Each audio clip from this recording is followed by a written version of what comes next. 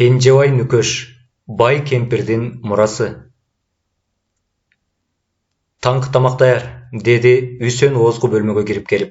Жанзак, биз менен бирге тамактанасызбы? Жанзак анча көңүлдөнбөсө да макул болду. Мен Үсөндү карадым. Кечээ күнкү окуялар аны анчалык деле беймаза кылбаган окшойт. Ал өзүнүн мурдагы кебелбес калыбына келип калыптыр. Енисине салыштырганда Үсөн ашыкча кызууланчу эмес. Таң эртең мененден баштап Үсөн мындайда өтө зарыл иштерге сүңгүп кеткен. Гезиттерге жарыя берип, керектүү жагдайларды тескеп, телеграммаларды жөнөтүп жатты.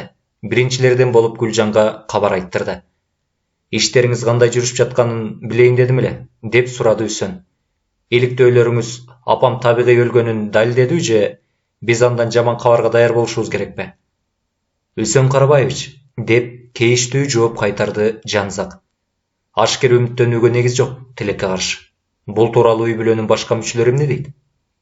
Иним Осмон убакытты бекер кетирип жатабыз деп эсептейт. Анын айтымында бул кадимки эле жүрөк талмасы. Мына кызык, ал чын эле ошентип ойлойбу? Кызык экен, деп күбүрөндү Жанзак.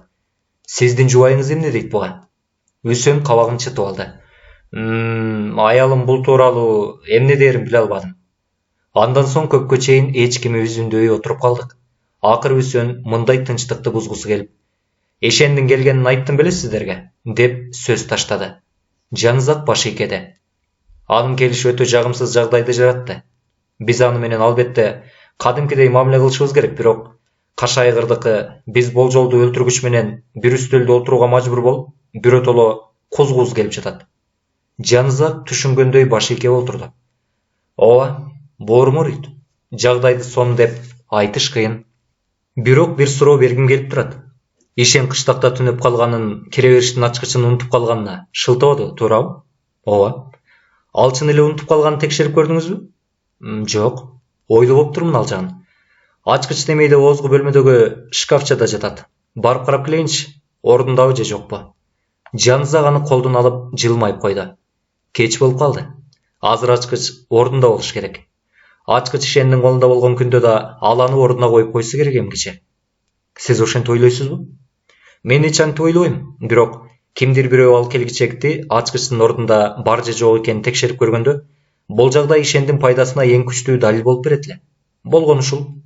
Үсөн эч нерсе түшүнбөй калды. Камсанабаңыз, деди Жанзак жумшак үн менен. Биз ансыз деле ишибизди уланта беребиз. Негизи сиз бизди чакырган соң андан көрө барып тамактаналы. Ашканага үйдүн жашоочуларынын баары чогулуптур. Жагдайга байланыштуу биз өтө деле кубанып кеткен коомго окшобой турдук. Мындай жагдайларды адамдар дайыма өтө оор кабыл алышат. Албетте, адептүүлүктүн эрежелери мурдагыдай эле баар жайында болгонсуп, карманууну талап кылат. Бирок мен өзүмдөн бир нече жолу тынчтыкты сактоо чогулгандар үчүн ошончолук эле кыйынбы? Деп сурадым. Шишиген көздөр же оор үшкүрүктөр деле байкалбады. Мен ойлогондой эле Кундуз Ажыбековнанын кайтыш болгонун анын кызматчысы Нургүл гана жалгыз армандап жаткансыйт. Мен Ишендин жанынан өтүп баратканымда муңдуу жесир көрүнүүгө аракеттенген анын эки жүздүүлүгү менде ченемсиз жийиркенүү сезимин пайда кылды. Биз андан күмөн санап жатканыбызды Ишен билер бекен? Албетте, биз ички сезимибизди канчалык чыгарбайлы десек да, ал баары бир сезиши керек эле. Ал азыр эмнелерди сезип жатты экен? Бет ачылып калат деген купуя коркунучтуу же жазаланбайм деген ишенимдиби? Иши кылса бу жерде күч алган шектенүү аны баары бир кооптондуруш керек эле. Бирок баары эле Ишенден шектендиби? Мисалы, мээримче. Мен мээримди карадым. Ал үстөлдүн төрүндө отурган, демейдегисинде эле салабаттуу, токтоо жана бир сырдуу.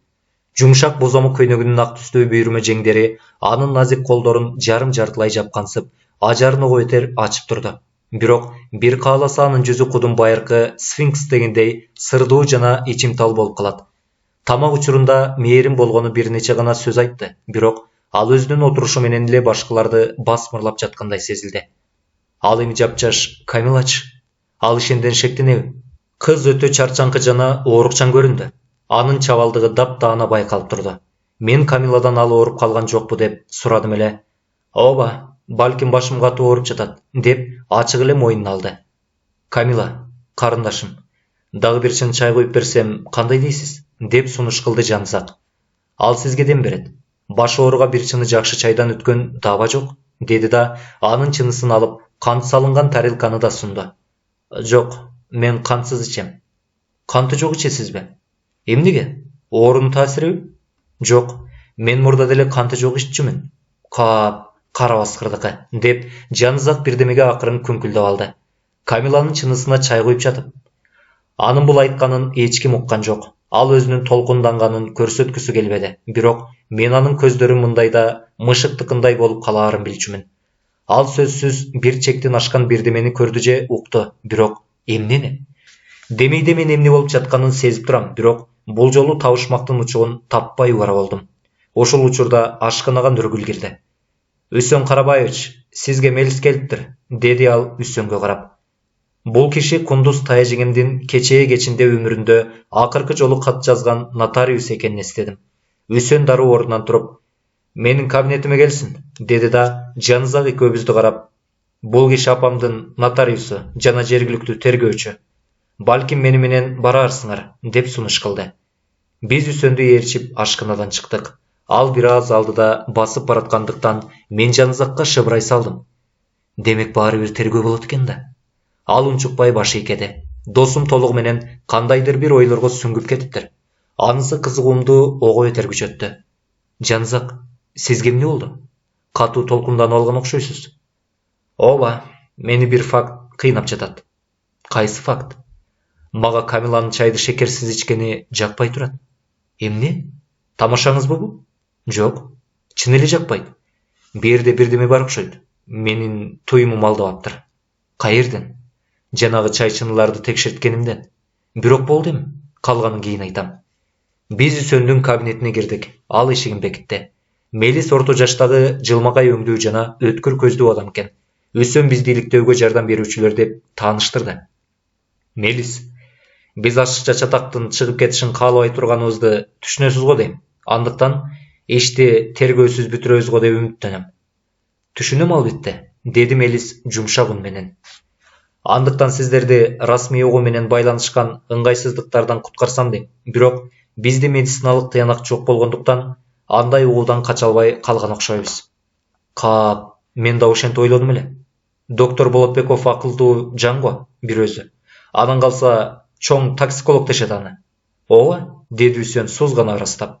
Анан ишене бербей сурады. Биз баарыбыз күбө катары суралабыз деп ойлойсузбу? Бери дегенде сиз жана ишен. Бир аз унчукпай туруп калдык. Анан Мелис жумшак гана коштоп койду. Калган күбөлөрдүн көрсөтмөлөрү жөн эле формалдуулук болот. Ооба, түшүнөм. Мага Үсөн жеңилдене үшкүрүп алгандай сезилди. Анысы мени таң калтырды. Себеби Мелистин сөздөрүнөн мен эч кандай жеңилдетүүчү жагдайды сезгеним жок. Каршы болбосоңуздар, деп сөзүн улады юрист. Мен суракты 5-күнгө белгилейин дедим эле. Ага чейин союунун да натыйжасы белгилүү болуп калат. Унутпасам, ал бүгүн кечинде болушу керек го, туурабы? Ооба. Демек 5-күнгө каршылык жокпу? Жок албетте. Бул трагедия мага да аябай оор тийгенин эскерте кетүүнүн кажети жоктур дейм. Кымбаттуу биздин коноктор. Анда сиз биздин иликтөөбүзгө жардам берериңизге ишенем. Бул Жанызактын биз кабинетке киргенден берки биринчи сөздөрү болду. Менби? Ооба. Укканыбызга караганда Кундуз Ажыбековна кечинде сизге кат жазыптыр. Сиз аны бүгүн эртең менен алышыңыз керек эле. Рас. Бирок анын жардам берери күмөн. Ал катында а киши менден бүгүн эртелеп келип кетишимди өтүнүптүр. Кеңеше турган өтө маанилүү иштери боюнча. Ал эмне болгон иштер экен, кыйтыптырбы? Тилекке каршы антпептир. Өкүнүчтүү, өтө өкүнүчтүү, деди Жанызак кабагын салып. Досум өзүнчө ойго чөмүлүп, биз узакка дымып калдык. Анан ал нотариуска карады да, Мелис, мен сизге бир суроо берейин дедим эле. Албетте, адистик этикадан алганда туура деп эсептесеңиз. Негизи Кундуз Ажыбековнанын мураскери ким? Деп сурады. Мелис бир аз үндөбөй туруп, анан бул баары бир жакында расмий жарыяланат. Андыктан эгер каршы болбосоңуз, деп сөз баштады. Жок, каршы эмесмин. Анда мураскердин атын жашырууга эч себеп жок. Кундуз Ажыбековнанын өткөн жылдын август айы менен белгиленген соңку мурасына ылайык үй кызматчыларына делген биртке суммадан тышкары баардык байлыгы анын бакма уулу Үсөнгө мурасталат. Менин суроомду кечиресиз, бирок мындай чечим анын башка бир бакма уулуна, Осмонго карата калыс болбой калды деп эсептебейсизби? Нотариус мырза.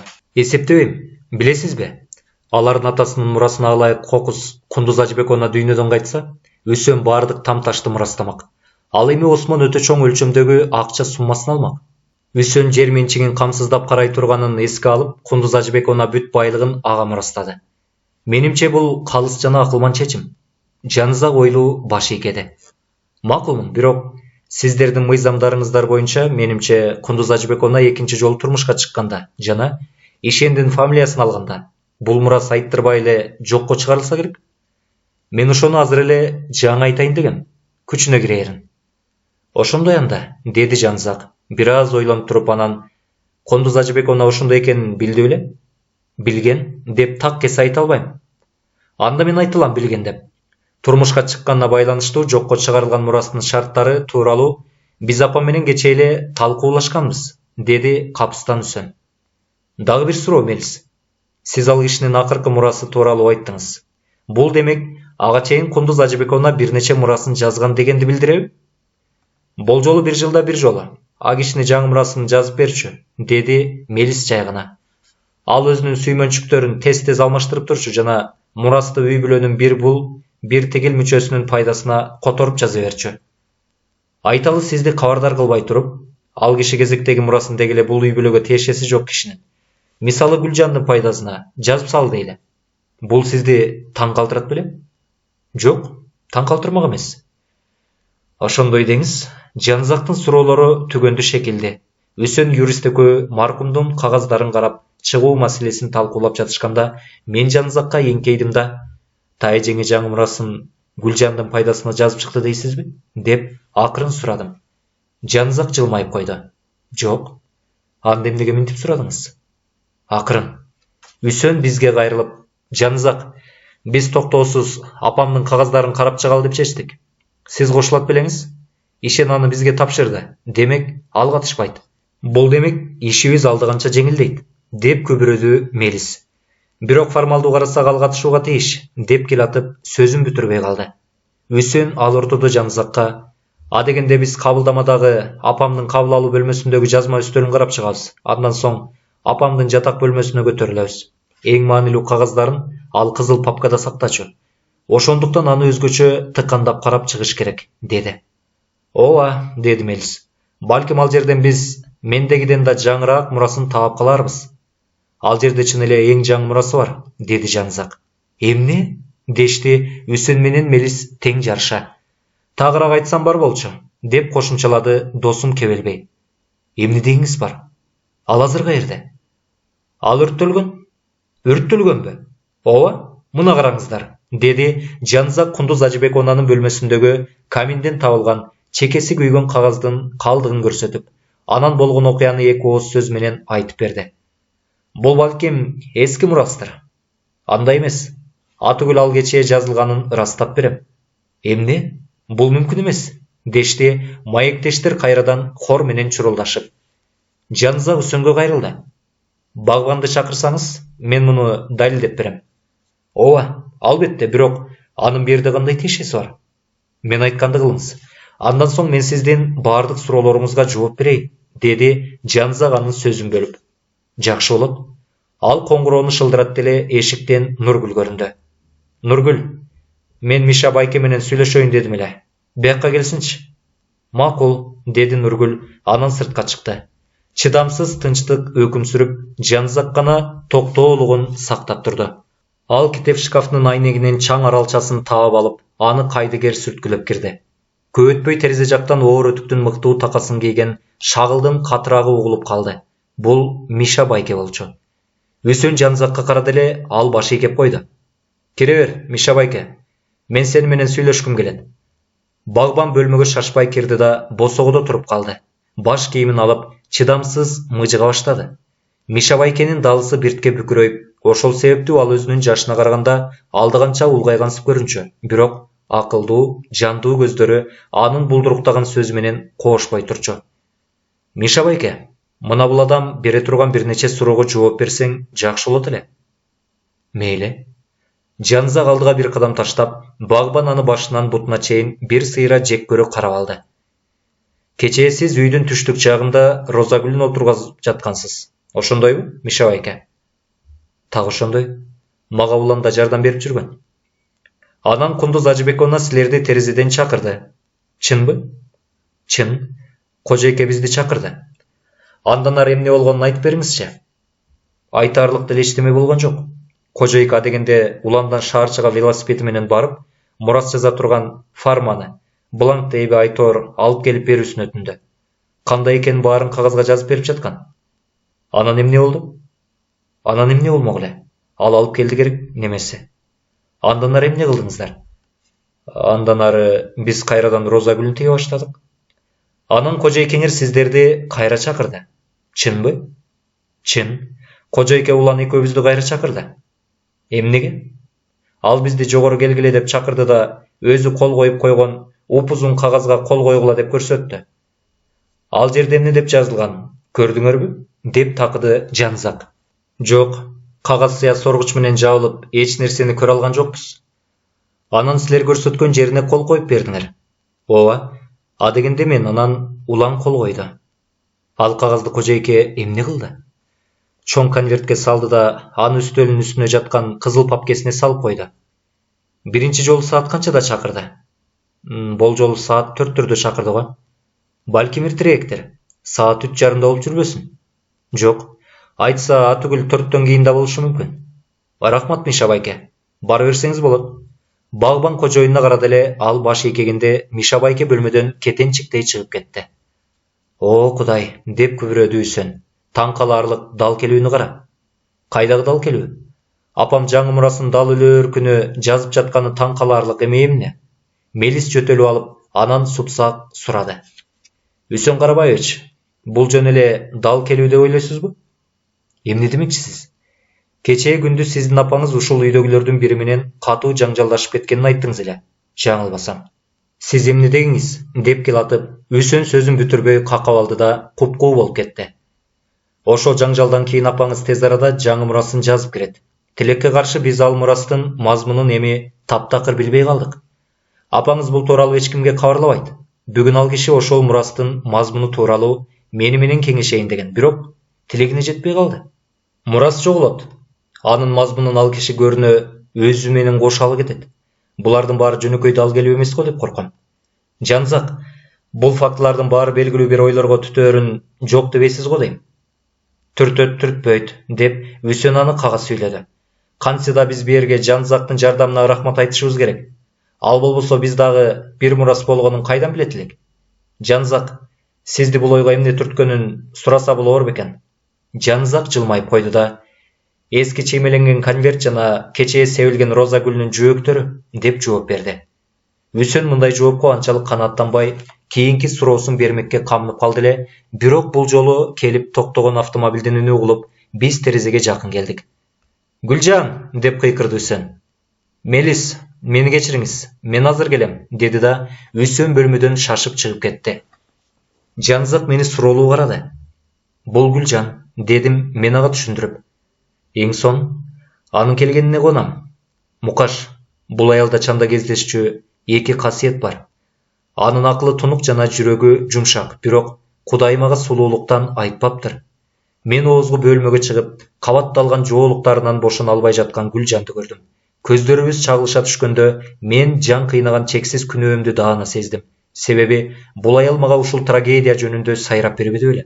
Мен анын айткандарына караманча көңүл кош мамиле жасап салбадымбы? Аны менен болгон соңку сөзүбүздү тез эле унутуп салбадымбы? Эми анын айткандары туура чыкканда, бул каргашалуу окуянын болушунда менин күнөөм бар экенин сезип турдум. Жалгыз ушул аял ишен кандай кылмышка барышы мүмкүн экенин толук билди. Балким Гүлжан акыяда калып калганда анын билгичтигинен коркот беле да, байкуш таа жеңем азыр тирүү жүрөт беле. Ал менин колумду кысты. Анын эркектей кол кысканы таптакыр эсимден кетпейт. Ошондо барып жүрөгүм ордуна келди. Анын шишип чыккан көздөрү кайгылуу эле. Бирок алар мени күнөөлөп караган жок. Жок. Гүлжан өзүнүн демейкимин өзүндөй бир аз орой чалыш сүйлөп жатты. Телеграмманалары менен жөнөдүм. Түнкү сменден келдим эле да. Автомобиль жалдадым. Бияккандан башкача тез жете албайсың. Сиз бүгүн тамак ичтиңизби деги? Деп сурады Үсөн. Жок. Мен ошентип ойлодум эле. Жүрүңүз ашканага. Эртең мененки тамак бүтө элек. Сизге тамак беришип, жаңы чай алып келишет. Ал мага кайрылды. Мукаш, ага бир аз каралашып коюңузчу. Мени Мелис күтүп жатат. Мынакей Жанзак да келип калды. Билесизби, Гүлжан? Ал бизге ушул иште жардам берип жатат. Гүлжан Жанзак менен кол алышып учурашты, бирок Үсөндөн шектүү сурады. Жардам берип жатат дегениң эмне? Жанзак бизге эмне болуп кеткенин чечмелеп берүүгө жардамдашып жатат. Бу жерде чечмелөөнүн кажети жок. Аны түрмөгө камай элекпи? Кимди? Кимди дегениңиз кандай? Ишенди? Гүлжан Садага. Окуяны шаштырбайлы. Осмон мисалы апам жүрөгү кармап өлдү деп жатат. Аңко, байкуш Кундуз Ажыбеков аны ишен эле ууландырып өлтүрүп салды. Мен мурда эле эскерткем силерге. Гүлжан, мынчалык кыйкырыштын кереги жок. Эмне деп ойлосок да, бул тууралуу азырынча ооз ачпашыбыз керек. Сурак 5-күнгө белгиленди. Ага чейин койгулачы, деп чыңырды Гүлжан. Акылдан алыштыңарбы? 5-күнгө чейин ал бул жактан шашпай гана качып кетет. Түрмөгө түшкөнчө жүрө бергидей. Ал жиндүү эле. Үсөн Гүлжанга айлас кеткендей карады. Билем, эмне экен, деди Гүлжан. Ого бергиле докторду. Алар эмнени билет? Бала кетти билеби? Алар адамдарды коркутканга гана мыкты. Мен билем буларды. Атам доктор болчу да. Жанагы кодогой жолдоштон өткөн дөдөйдү издесең таппайсың. Жүрөгү кармаптыр эмиш. Ал андан башка эмнени билет дейсиңер? Ал эми ийинде аш кабак эмес, башы бар ар бир кишиге 5тен белгилүү. Кундуз Ажыбеков анын күйөө сөрөйү ууландырып салды. Айтчу элем го дайыма. Ал байкушту бул шумшуп төшөктөн тургузбай жайлап салат дебедим беле? Ошентиптир акыры. Эми да болбой кайдагы бир жүрөк кармады дегенди чыгарып алыпсыңар. Сурагы 5-күнү болот эмиш. Уят Үсөн, уят минткениңер. Анда мен эмне кылышым керек? Аны милицияга желкилеп алып барбайм да, деди Үсөн билинер билинбес жылмайып. Баары бир бирдеме кылыш керек. Ал аны кантип ууландырганын билгиле. Бул деген накта куу түлкү. Таппаганы жок. Ашпозчудан сурагыла ашканадан бирдемеси жоголбоптурбу? Үсөн бечаранын абалына жаным кейди. Ишен менен Гүлжанды бир үйдө жашатып, анан да ошол үйдөгү тынчтыкты сактоо ар кимдин эле колунан келе бербейт. Ал муну жакшы түшүнөрү Үсөндүн кебетесинен эле көрүнүп турат. Нургүл жаңы чай алып келди. Бул сөздөр айтылып жатканда, босогодо жөлөнүп турган Жанзак Нургүл чыгып кеткенче күттү да, анан Гүлжандын маңдайына келип отурду. Гүлжан, кечирип коюңуз, деди Жанзак кейиштүү. Мен сизден бирдемелерди сурайын дедим эле. Сураңыз, деди Гүлжан супсак. Мен сиздин жардамыңызга таянам. Жаным ишенди дарга астырууга колумдан келгенин аябайм, деди чарт жарылып. Бул шумшук үчүн бул ашкере сый деп эсептейм. Мындайларды чындаса, тейлгеркидей кылып чөктүрүп же кердирип өлтүрүш керек. Оюбуз бир экен да. Мен да өлтүргүчтү астыргым келет. Ишендиби? Аны же дагы башкасын. Дагы кайсы башкасын? Мындай шумшук келбегенде байкуш Кундуз Ажыбековна төрөбү калбайт беле? Ал байкушту карышкырлар акмалап жүргөн. Бирок алар анын капчыгына гана кызыгышчу. Кундуз Ажыбековнанын өмүрүнө коркунуч жок эле. Анан бул үйдө ишен пайда болду. Эми мынакей, 2 ай өтүп өтпөй байкушум өлүп берди. Ишенип коюңуз, Гүлжан, деди Жанзак бек сүйлөп. Эгер ишен өлтүргүч болсо, ал менден качып кутулбайт. Мен андайга түрмөнүн түбүнөн орун таап берем. Сөзсүз. Мунуңуз жарашат, деди Гүлжан бир аз өзүнө келип. Бирок мага ишениңиз. Сиздин жардамыңыз мага аябай зарыл. Себебин айтайын. Кара кийинген бул үйдү түгөл кыдырсак да маркумду чындап жоктоп жаткан бир эле киши бар экен. Сиз экенсиз. Гүлжан көздөрүн жумуп, анын дабышында жаңы кайрыктар пайда болду. Мен аны жакшы көргөнүмдү айтайын деп атасыз го? Чын эле жакшы көрчүмүн. Кундуз Ажыбековна бирок жеткен өзүмчүл болчу. Ал адамдарга көп эле жакшылык кылды, албетте, бирок бекер эмес. Дайыма ыраазычылыкты талап кылчу. Жакшылык кылганын такыр унутчу эмес. Ошондуктан анан чейин деле жакшы көрүшчү эмес. Бирок ал муну сезбесе керек. Менин жөнүм бир башка. Мен адеп башталгандан эле баарын өз ордуна коюп койгон. Сиз мага жумасына мынча сом төлөйсүз, болду. Эч кандай билектердин кереги жок. Кол капчалардын да, театрга билеттердин да. Ал муну түшүнчү эмес. Кээде капада болуп калчу. Мени өтө бой көтөрмөсүң деп калчу. Мен ага түшүндүрөйүн дедим, бирок болбоду. Бирок абийирим таза. Менимче анын айланасындагылардан бири эле мен Кундуз Ажыбековнага жакын болсом керек. Ага көз салчумун. Анын акчаларын сактачумун. Мынакей, анан бул шумчук пайда болду. Заматта менин көп жылдык аракеттерим текке кетти.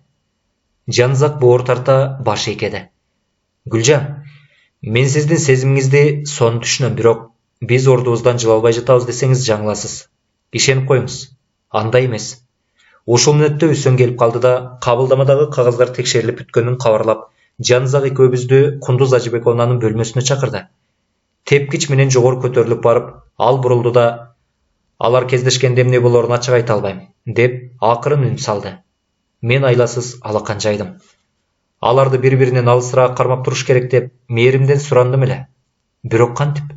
Билбейм, бир гана билгеним, анын көзүнө көрүнө калайын деген ниети жок дегенин.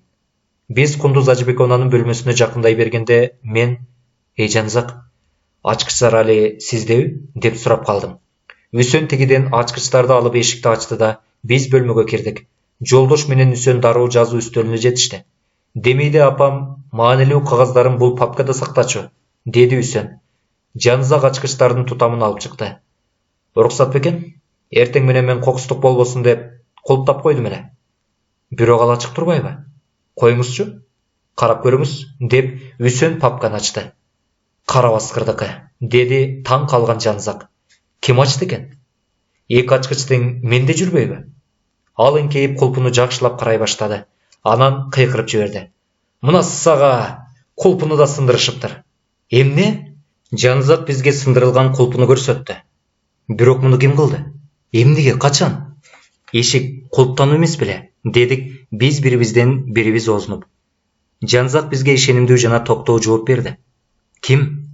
Азырынча белгисиз. Эмнеге? Мен да билейин дедим эле. Качан? Мен 1 саат мурун бул бөлмөдөн чыгып кеткенде. Жабык эшикке келсек, ал деле көйгөй эмес. Мындай жөнөкөй кулпуга коридордогу баардык эшиктердин ачкычы туура келсе керек." Биз бири-бирибизди карап туруп калдык. Жанзак каминге жакындап, анда турган майда чүйдөлөрдү оңдомуш болуп жатты. Сыртынан токтоодой көрүнгөнү менен анын колдору калтырап чыкканын мен дароо байкадым. "Уккула бере", деди ал акыры. "Окуянын жүрүшүн угуп тургула. Папкада кандайдыр бир далил бар болчу. Балким анчалык маанилүү эместир, бирок ал бизге кылмышкерди көрсөтүп бериши мүмкүн эле. Биз тапканча, кылмышкер ал далилди сөзсүз жок кылышы керек эле. Ошондуктан ал чоң тобокелге барып бөлмөгө кирип келди. Папканын кулптануу экенин көрүп, кылмышкер аны талкалоого мажбур болду. Ошентип өзүнүн берге келгенин билдирип койду. Ал чоң тобокелге барды дебедикпи? Демек, өлтүргүчкө жанагы далил өтө маанилүүдөй көрүндү. Бирок ал эмне болушу мүмкүн? Мен аны кайдан билейин? Деди Жанзак кыжыр келип. Сөзсүз бир документ болушу керек. Балким Нургүл Кундуз Ажыбековнанын колунан көргөн барактыр. Мени карабайсыңбы? Деп чындап жинденди Жанзак. Карган кодош. Эч немеден шектенбептирмин. Папканы өзүм менен ала кетпей, келиси одон бетер берге таштап койгонумду кара. Мынакей натыйжасы.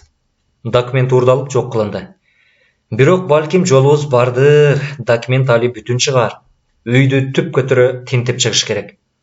Акылынан адашкансып, досум үйдөн атып чыкты. Мен болгон окуядан биротоло дабдырап калган экем, бир топло барып эсиме келип, Жанзактын артынан кошо чыксам, ал жетип кетиптир. Тепкичтер эки жакка бөлүнүп кетчү аянтчада турган мээрим таң кала төмөн жакты карап турду. "Мукаш, досуңуз Жанзак эмне болду?" Жаныман жин куугандай чуркап өттү. "Ал бирдемеге катуу толкунданып алыптыр", дедим мен жымсалдап. Себеби бул окуяны мээримге канчалык деңгээлде айтса болоорун билбедим. Мээрим айымдын шылдыңдуу жылмайганын билмексен болуп, сөздү башкага бурайын дедим. "Алар али бири-бирин көрүшкөн жокпу?" "Кимдер?" "Ишен менен Гүлжан." Мээрим саамга бойлуну калды. "Алар жолугушса ошончолук эле жаман болмокпу?" деди. Мен шашып калдым. "Албетте. Сиз ишенбейсизби?" Ал шашпай күлүп койду. "Мен бир аз жаңжал чыгып кетсе каршы эмесмин. Мындай абал жагдайды жеңилдетмек. Азырынча биз өтө көп ойго батып, өтө аз сүйлөп жаткандайбыз. Үсөндүн пикири башкача. Ал кагылыштын болушун каалабайт. Ошон үчүн ал Үсөн да." Анын минтип айтканы мага жакпай калды. Мен шаша жооп кайтардым. Үсөн өтө акылдуу жана жакшы киши. Мээрим мени таңдана карады да күтүүсүз кошумчалады. "Сиз мага жагасыз, Мукаш. Сиз чыныгы доссуз. Сиз да менин чыныгы досумсуз."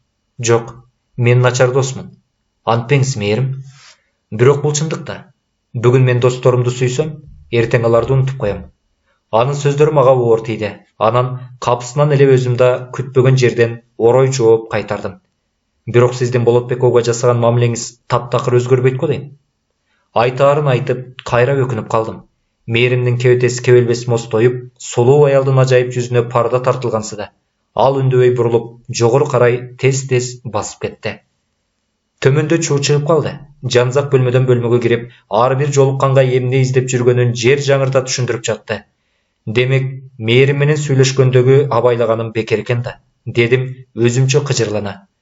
Жанзак үйдү түп көтөрүп жүрөт, бирок бул кылганы туура чечим болбосо керек. Кантели досум, толкунданып алганда башын таптакыр жоготуп коет. Мен тез ылдый түштүм. Мени көргөндө Жанзак дароо демин басты. Аны четке чыгарып, "Эй Жанзак, садагасы, эмне чуулдап жатасыз? Бүт үйдөгүлөр сиздин кылып атканыңызга күбө. Демек, өлтүргүч да баарын билет. Менин кылганым туура эмес дейсизби?" "Сөзсүз туура эмес." "Кантейин досум, мындан ары дагы бирдеменин үстүнөн чыгып калбасын десеңиз, мага көз сала жүрүңүз эми." "Мейли, бирок бүгүн кечигип калдым окшойт." "Кантели, ушундай болуп калды." Жанзак кылганына аябай уялып калгансы да. Мен атүгүл аны аяп кеттим. Бирок баары бир анын кылыгы менин адилет сыныма татыктуу болдуго деп ойлоп койдум.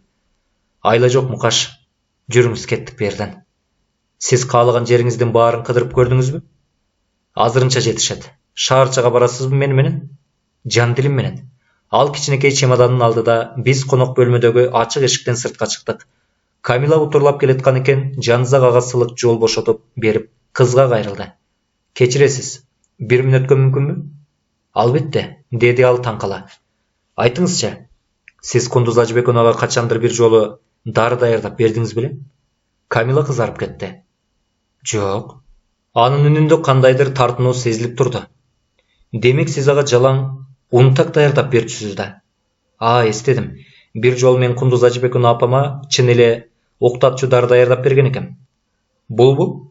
Жанзак ага унтак дарылар салынган бош кутучаны көрсөттү. Кыз баш ийкеди. "Бу жерде эмне деген дарылар болгонун айтып бериңизчи.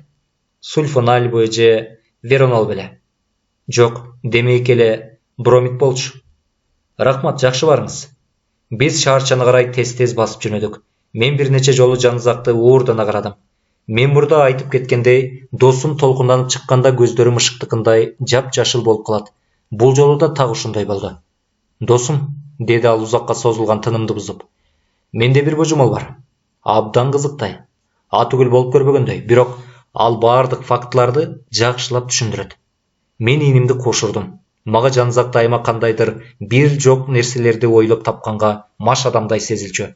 Жагдай кашкайып турса деле, ал азыр да үйрөнгөн адатынан жазбаптыр.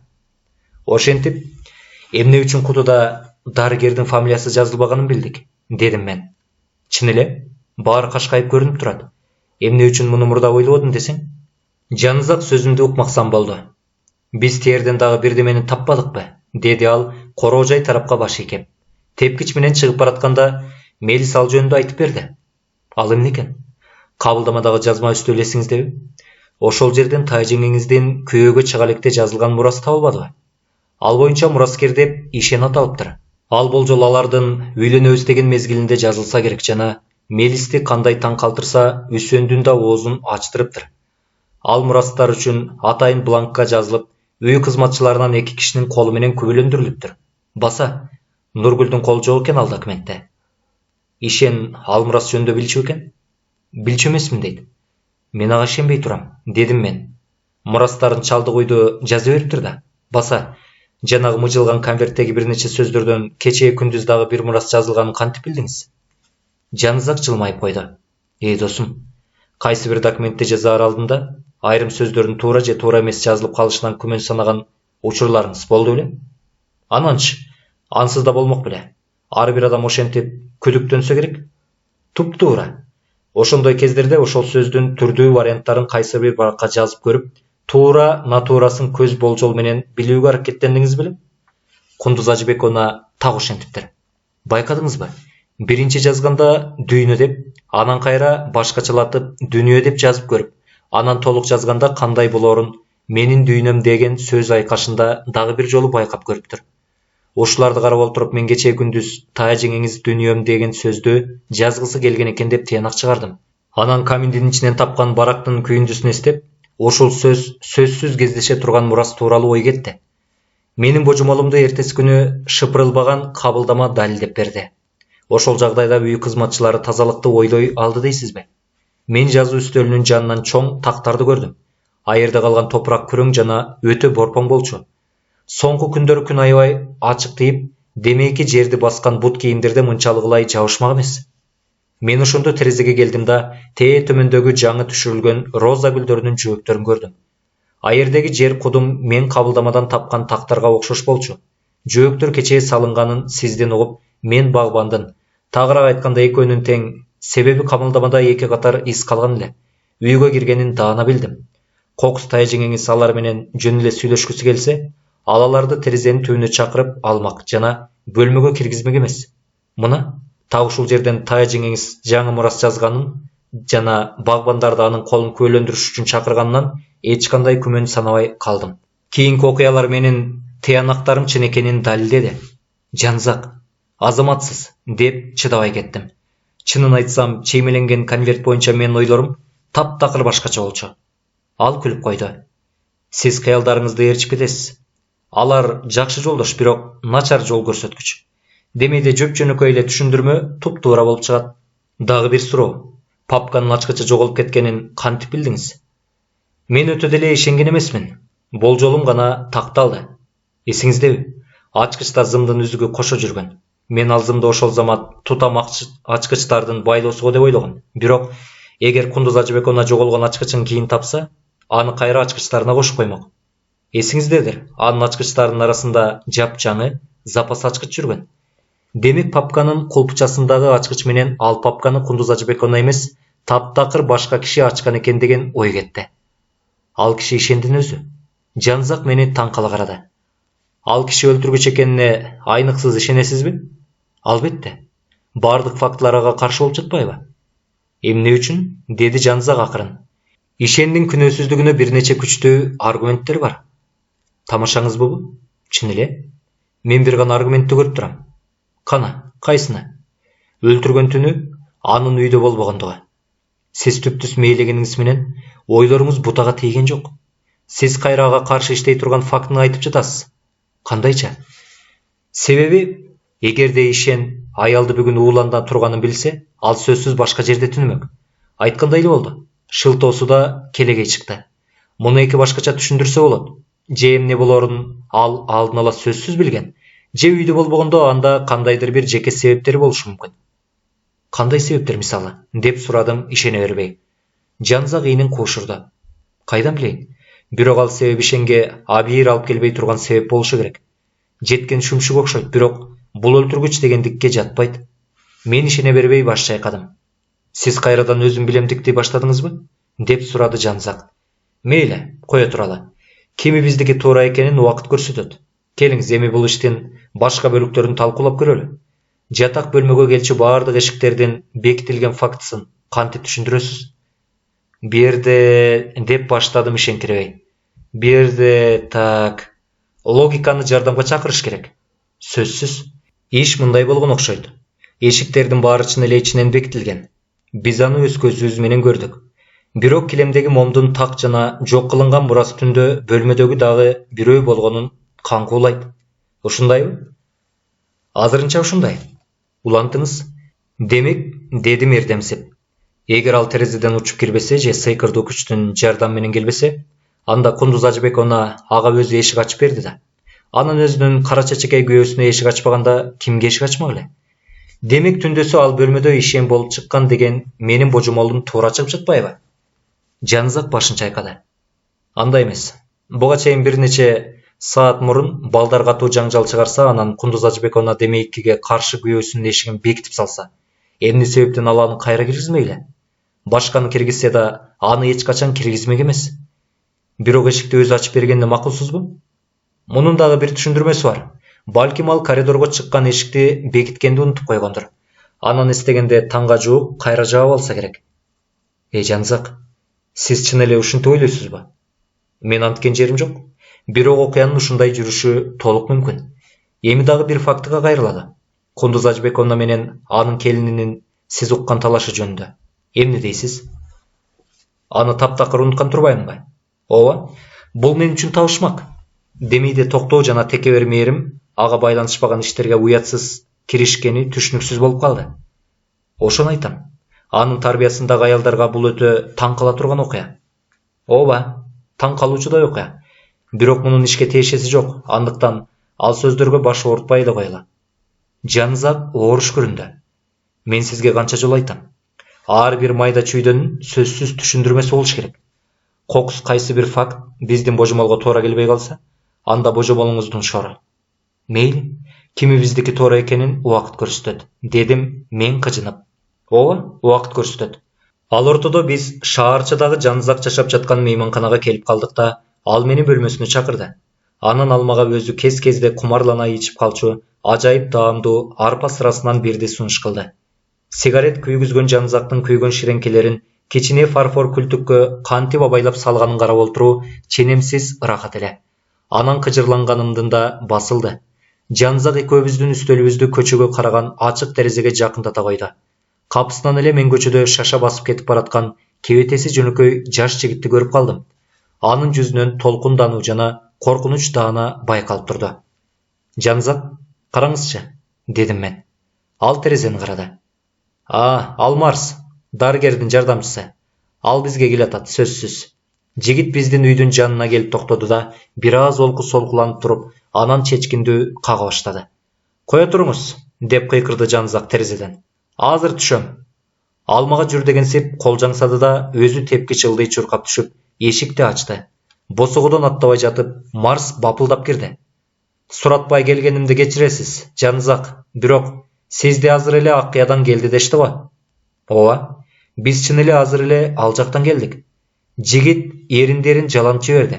Анын кебетеси албырып, өтө толкунданып жатканын билдирип турду.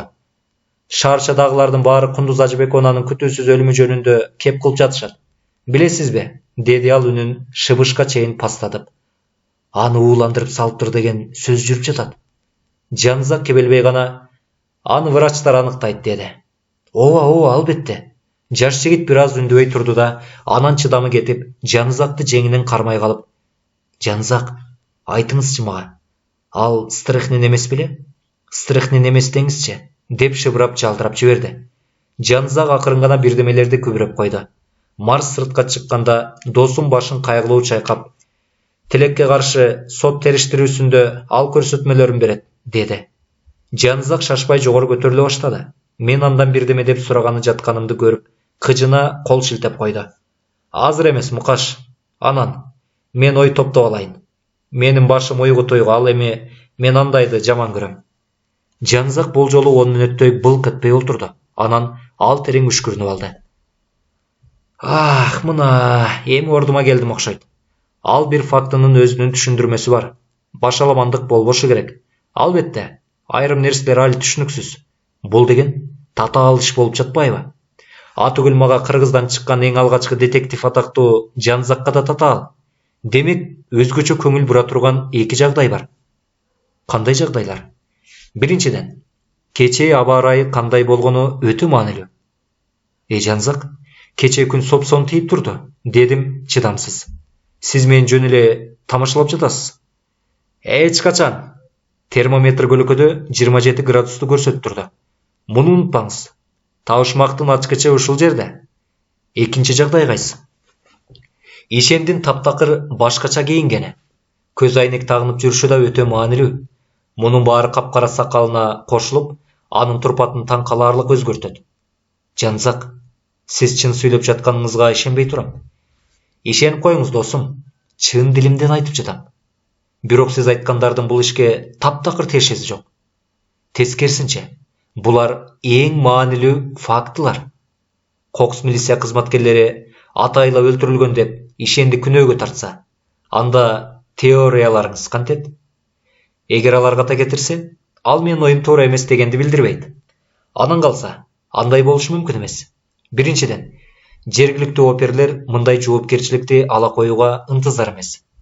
Ишемберди аябай барктуу да. Экинчиден, деди ал жайбаркат. Мен аларды анттыртпайм. Ант этпейм дегениңиз кандай? Жөпчүнүкөй, ант этпейм дедимби? Болду. Мен аны биресе таң кала, биресе кыжына карадым. Мынчалык мактана берүү кантип болсун? Миң таластык болсо дагы.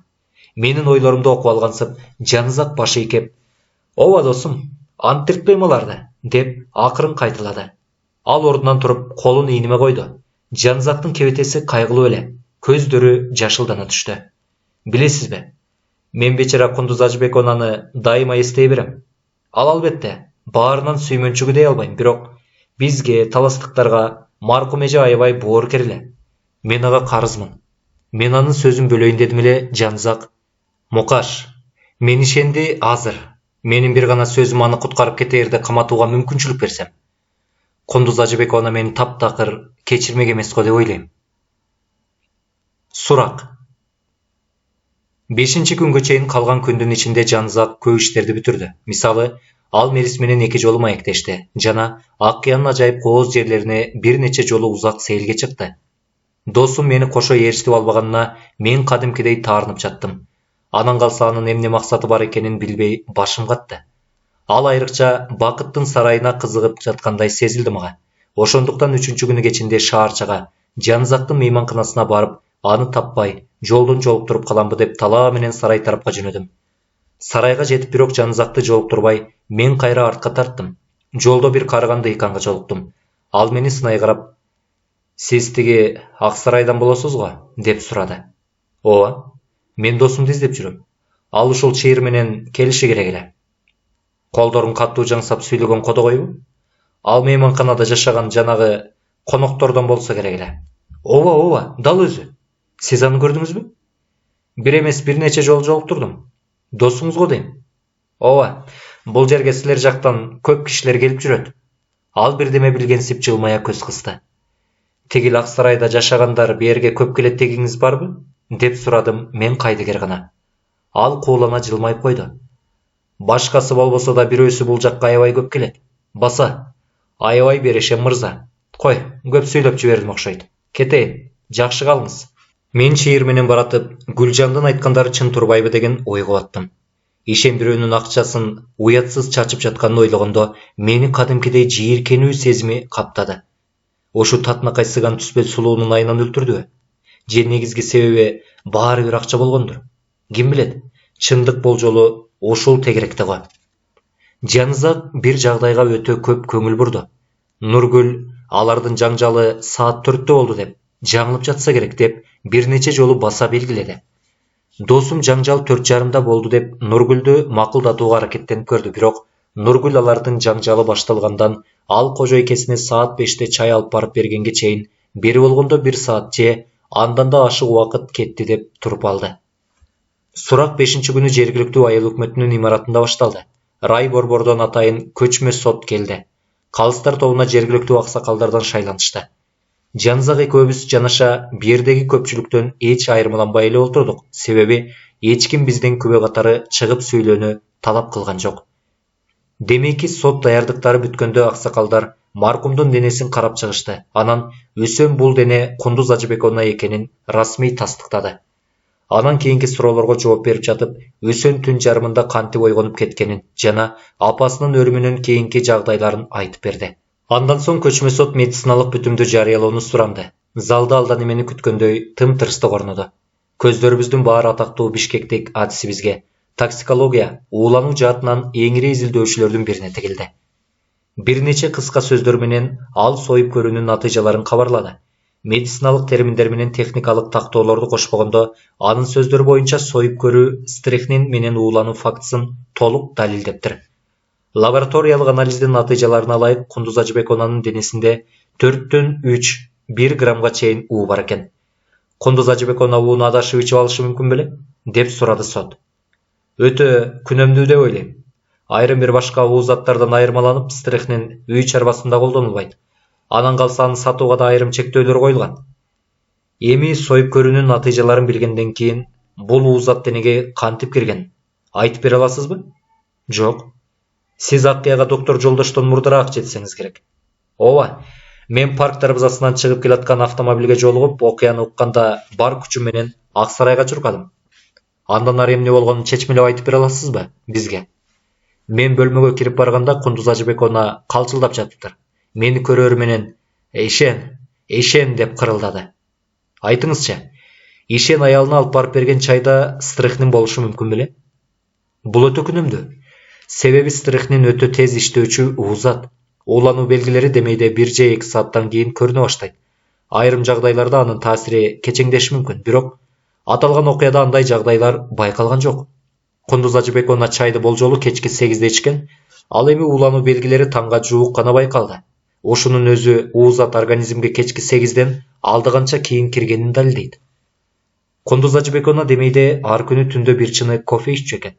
Стрихнин ошого аралаштырылышы мүмкүнбү? Жок. Кофенин калдыгына мен өзүм анализ жасадым. Айырда эч кандай стрихнин жок экен. Бул сөздөрдү укканда Жанзак ыраазы боло жылмайып койду. Сиз кантип билдиңиз? Дедим мен шыбырап. Угуп туруңуз андан ары.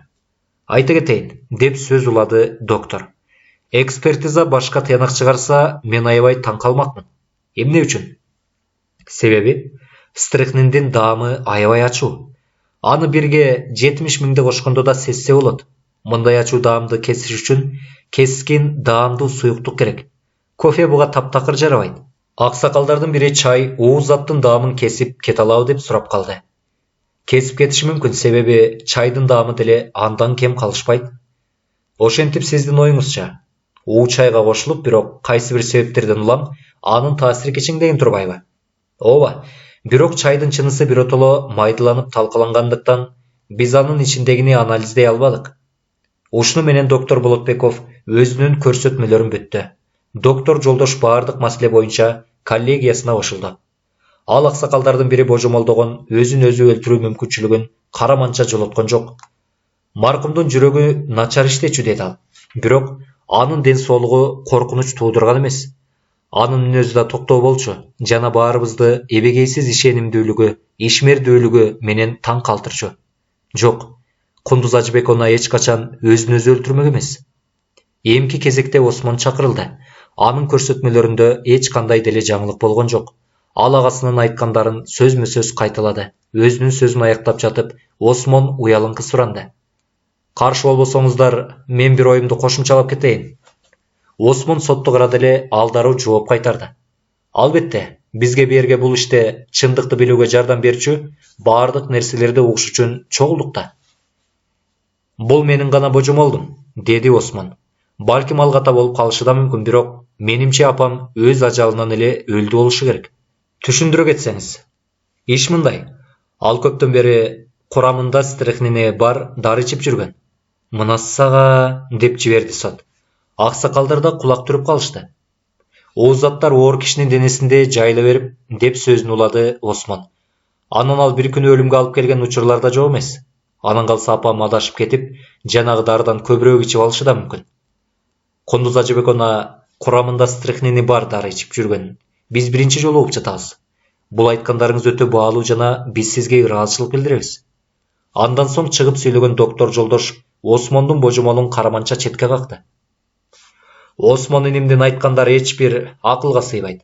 Каалаган врачтан сурасаңыз, муну далилдеп берет.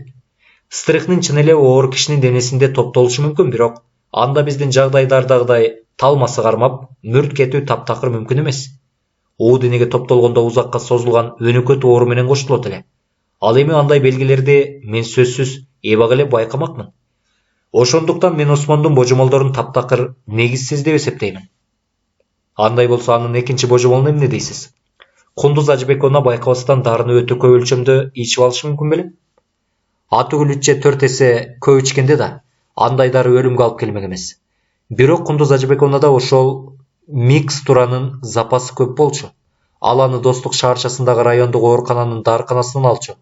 Бирок денеге стрихниндин биз ачып көргөндөгүдөй өлчөмү кириш үчүн ал келтейген бөтөлкөнү ичип салышы керек эле. Анда сиз ал микстура Кундуз Ажыбековнанын өлүмүнө себепчи боло албайт дей аласызбы? Албетте, мындай божомол күлкүнү гана келтириши мүмкүн. Мурунку суроону берген аксакал доктор жолдоштон дарыны даярдаган фармацевт кокусунан ката кетирип алышы мүмкүн беле деп дагы суроо узатты. Андай болушу толук мүмкүн, деп жооп кайтарды доктор. Бирок докторлордон кийин көрсөтмө бере баштаган Нургүл андай божомолду караманча четке какты. Себеби ал дарыны даярдалганына көп болгон. Ал Атыгүл Кундуз Ажыбековна өлөөр күнү ошол дарынын акыркы дозасын ичкенин эстеп калганын айтты. Ошентип дарыга байланыштуу шектенүүлөр негизсиз калып, сот Нургүлдөн окуяны башынан айтып берүүсүн өтүндү. Нургүл коңгуроонун катуу кагылганынан ойгонуп кеткенин жана үйдөгүлөрдү дароо тургузганын айтты. Андан соң аны мурунку күнү жаңжал жөнүндө айтып берүүсүн өтүнүштү. Нургүл Жанызак экөөбүзгө айтып бергенин сөзмө сөз кайталап берди. Мен бу жерде анын көрсөтмөлөрүн кайталап олтурбайм. Кийинки күбө Мээрим болду. Ал башын текебер көтөрүп, жай жана ишенимдүү жооп берип жатты. Мээрим демейдегидей эле 4:30да туруп, кийинип жатканда кандайдыр бир өтө оор нерсе кулап кеткендей калдыр-шалдыр дабыш угулганын айтты. Бул керебеттин жанында турган үстөлчө болсо керек, деп божомолдоду көчмө сот. Мен эшикти ачып тыңшап калдым, деди сөзүн улап Мээрим. Саамдан кийин коңгуроонун кулак тундурган дабышы угулду. Чуркап жетип келген Нургүл күйөөмдү ойготту. Биз анан Кундуз Ажыбековнанын бөлмөсүнө бет алдык. Бирок эшиктер ичинен бекилүү экен. Ушул жерден көчмө сот Мээримдин сөзүн бөлдү. Андан аркы окуяларды айттырып, кыйнабай эле коелу сизди. Себеби андан кийин эмне болгонун биз бир нече жолу уктук. Бирок мурунку күнү сиз күбө болгон жаңжалга байланыштуунун баарын олтургандарга айтып берсеңиз, мен сизге чексиз ыраазы болот элем. Менби? Мээримдин үнүндө анча жашырбаган менсинүү угулуп турду. Ал көйнөгүнүн жакасын шашылбай оңдоп киргенде, ал убакытты созгузуу келип жатат деген ой келди мага. Ооба, деди көчмө сот абайлап. Кабылдаманын терезесинин жанындагы олтургучка китеп окуп олтурсаңыз керек, туурабы? Бул мен үчүн жаңылык болду. Жанызакка карасам, ал деле бул окуя тууралуу билбеген окшойт. Бир аз маал катып туруп Мээрим, "Ооба, сиз туура айтасыз", деп жооп берди. Кабылдаманын терезеси ачык белем. Мен Мээримдин өңү бир аз бозоро түшкөнүн байкадым. Ооба, анда сиз бөлмөдөн чыгып жаткан үндөрдү укпай кое албайт элеңиз. Анан калса, айердегилер кыйкырышканга чейин барышкандыктан, оозгу бөлмөгө караганда сиз олтурган жерден алды канча жакшы угулмак. Балким, эмнелерди укканыңызды бизге айтып бере алар белеңиз. Ишенип коюңуздар. Мен эч нерсе укканым жок. Эч кандай дабышты укканым жок деген турасызбы? Дабыштарды уктум, бирок тыңшаганым жок. Ал бир аз кызарып кетти. Мен купуя сөздөрдү тыңшаган адатым жок. Бирок көчмө сот тырыштырып туруп алды. Мээрим Шаршеновна, таптакыр эч нерсе эсиңизде калган жокпу? Бир дагы сөздү эстей албайсызбы? Балким ошол сөздөр купуя экендигин билдиргендей бирди жарым сөз айкаштарынан айтып берерсиз. Сыртынан кебелбестей көрүнгөнү менен Мээрим саамга ойлонуп калды да анан "Мен Кундуз Ажыбековнанын эрди катын ортосундагы жаңжал жөнүндө айткандарын эстедим окшойт", деди. Мынакей. Көчмө сот маашырлана үстөлүнө чалкалай олтурду. Бул Нургүл укканга шайкеш келет. Кечиресиз, Мээрим Шаршеновна. Ал сөздөр купуя экендигин соп-сонун түшүнгөнүңүз менен, сиз баары бир ачык терезенин алдынан туруп кетпей китеп окуп олтура бердиңиз да, туурабы? Саамга анын кара көздөрү жал-жылдай түшкөнүн даана байкадым. Ошол саамда ал көчмө сотту жеп жибергиси келип кетти. Бирок өзүн эптеп колго алды да Мээрим шашпай жооп узатты. Айырды ыңгайлуу эле мен үчүн. Мен анан бүт көңүлүмдү китепке бурууга аракеттендим. Бизге айтып берериңиз ушул элеби? Ооба. Мээрим ордуна олтурду. Мен көчмө сотко карадым. Ал Мээримдин көрсөтмөлөрүнө ыраазы болбой калды го дейм. Ал бирдемени бүдөмүктөтүп айтпай жатканы сезилип турду. Андан кийин сатуучу эмилбек көрсөтмө бере баштады. Ал 17-июлда Аккыянын бабганынын жардамчысы Уланга Мурастын бланкасын сатканын ырастады. Андан соң Улан менен Миша Байке чыгышты. Алар кайсы бир документке кол коюшканын айтышты. Миша Байке ошондо саат 4:30 болчу десе, Улан бир аз эртерээк эле деди.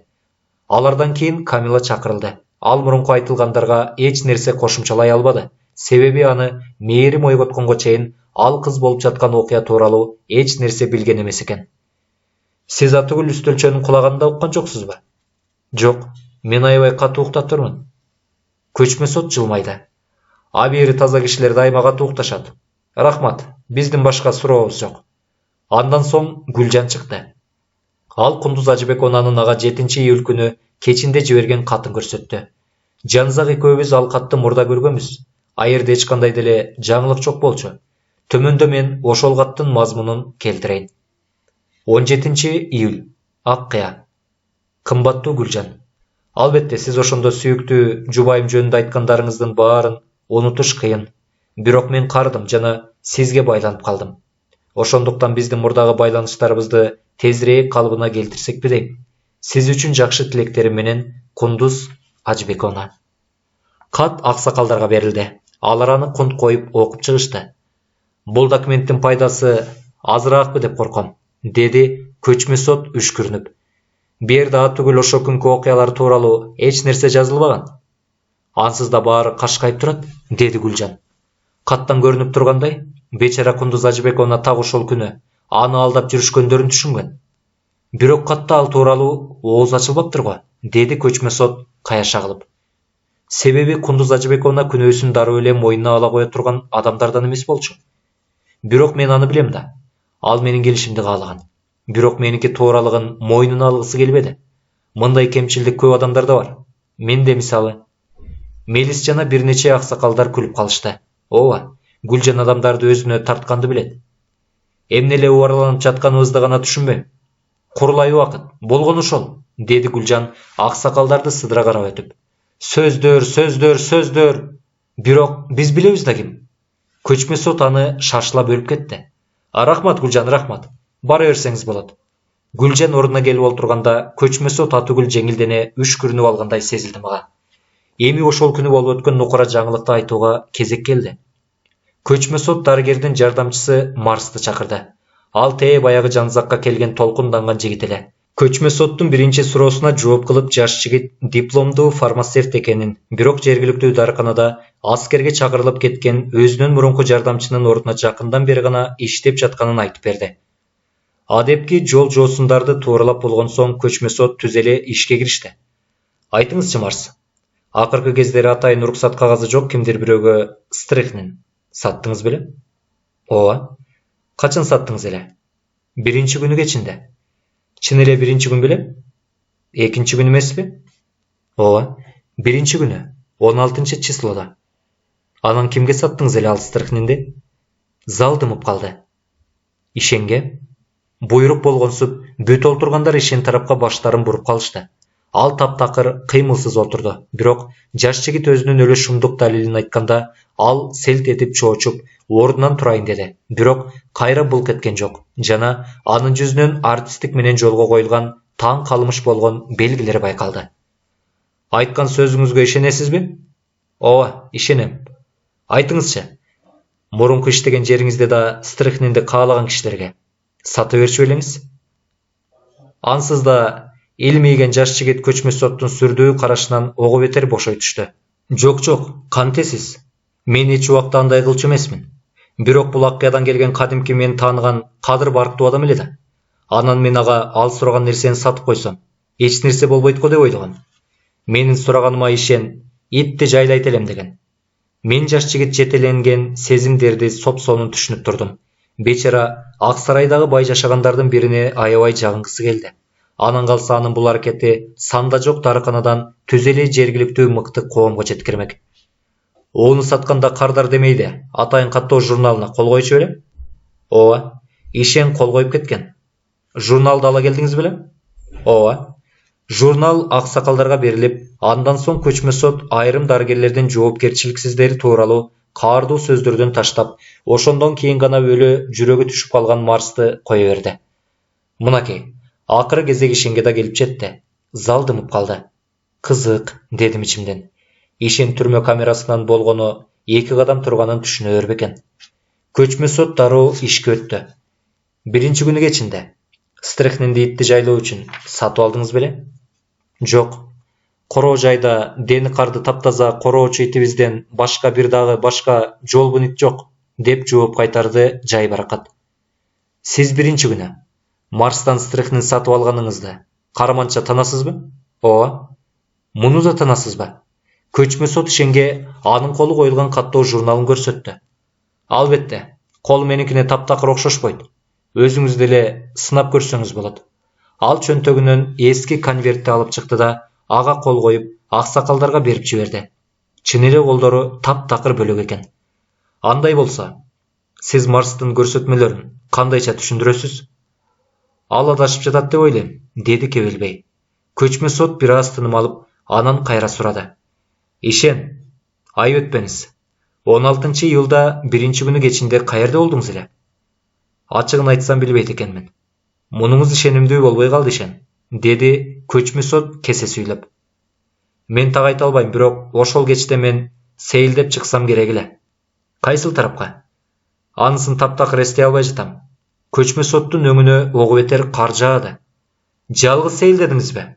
Ооба. Кимдир бирөөгө жолуктуңузбу жолдон? Жок. Кап, деди көчмө сот супсак. Марстын көрсөтмөлөрүнө ылайык, сиз андан стрихнин сатып алып жатканда, кай жерде болгонуңузду айтуудан баш тарткандыгыңызды билдирүүгө мажбурмун. Ал сиздин эркиңиз. Сиз от менен ойноп жатасыз, Ишен. Шайтан алгыр, деп күбүрөндү Жанзак. Ал эмне? Аны камакка алышын каалап жатабы? Чын эле Ишендин көрсөтмөлөрү таптакыр ишенимсиз эле. Анын сөздөрүнө Наристе да ишенбейт болчу. Бирок көчмө сот дароо кийинки суроону баштап, Жанзак кадимкидей эс ала түштү. 2-күн эртең менен сиз аялыңыз менен уруштуңуз беле? Кечиресиз, бирок сизге туура эмес кабар жеткиришиптир. Мен аялым менен урушкан эмесмин. Бул сөз башынан аягына чейин ойдон чыгарылган. Ал күнү эртең менен мен үйдө болгон эмесмин. Кимдир бирөө сиздин сөздөрүңүздү растай алабы? Кечиресиз, менин айтканым жетишпейби? Деп сурады Текебер. Көчмө сот үндөгөн жок. 2 күбө сиз менен Кундуз Ажыбековнанын ортосундагы жаңжалды укканбыз деп жатышат. Алар жаңылышат. Мени Ишендин карманганы таң калтырды. Мен Жанзакты карадым. Анын кебетеси ашкере толкулданып жатканын көрсөтүп турду. Бирок мен анын себебин биле албадым. Ал же чын эле Ишендин күнөөлүү экенине ишене баштадыбы? Ишен, деди көчмө сот ага кайрылып. Күбөлөрдүн көрсөтмөлөрүнөн улам, биз аялыңыздын акыркы сөздөрүн билебиз. Аларды түшүндүрүп бере аласызбы? Албетте түшүндүрүп бере алам. Айтыңызчы гана. Менимче ансыз да баары түшүнүктүү. Биринчиден, бөлмөдө жарык аз болчу. Экинчиден, доктор Болотбековдун бою менин боюмдай. Ал да сакалчан жүрөт. Менин бечарам аялым эсинен келе албай жатып, аны мен экен деп ойлогон окшойт. Охо, деген Жанзактын дабышы чыкты. Идея деп ушуну айт. Сиз ага ишенесизби? Деп сурадым шыбырап. Мен анткен жокмун, бирок Ишендин түшүндүрмөсүн мен кызыктуу деп ойлойм. Сиз аялымдын акыркы сөздөрүн деп улантты. Айыптоо деп ойлодуңуз. Чынында ал сөздөр жардамга чакырык болчу, менимче. Көчмө сот бир нече мүнөт ойлонуп калды. Анан кайра: Ишен, чайды чыныга сиз коюп, анан аны өз колуңуз менен аялыңызга жеткиргениңиз чынбы? Деп сурады. Мен чайды куйганым чын, бирок аны Кундуз Ажыбековнага алып барган эмесмин. Ошентейин дегем. Ошол мүнөттө мага сыртта кимдир бирөө келгенин айтып калышты. Мен чайды озгу бөлмөдөгү үстөлчөгө коюп, өзүм үйдөн чыктым. Бир нече мүнөттөн кийин кайра келгенимде чай ордунда жок болчу. Ишендин соңку сөздөрү чын болгон күндө да, дедим мен оюмда, бул анын тагдырын жеңилдете албайт. Баары бир уу аралаштырып коюуга анын убактысы жетишээрлик болчу. Жанзак мага эшик алдында олтурушкан 2 бейтааныш адамды көрсөтүп, оюмду бөлүп жиберди. Бири узун бойлуу, чачы буурул, экинчиси бакене бойлуу, жашы өтүп калса да жандуу, кара чач, кебетеси кудум ач көзөндүкүндө экен. Мен Жанзакка суроолуу карадым. Бакене мырзанын ким экенин билесизби? Деп шыбырады. Менин башымды чайкадым. Ал Бишкектен келген майор Жээнбеков, жанындагысы да милициядан. Мынакей досум, окуянын жүрүшү тездей баштады. Мен аларды жакшылап карап, бирок ал экөө милиция кызматкерлерине окшош эмес экен деп ойлоп койдум. Аларды бийликтин өкүлдөрү деп ишениш кыйын эле. Капыстан чоочуп кеттим. Көчмө сот аксакалдардын чечимин жарыялады. Алар бул ишти белгисиз бир нече киши тарабынан атайлап өлтүрүү деп чечишиптир. Жанзак карыздарынан кутула баштады. Кийинки бөлүмдөрдө. Урматтуу угармандар, кийинки бөлүмдү угуу үчүн бул видеого лайк басып, ой пикирлериңиздерди комментарийге калтырып кетиңиздер. Буйруса аз убакыттын ичинде бул китептин кийинки бөлүмүн сиздер үчүн жарыялайбыз.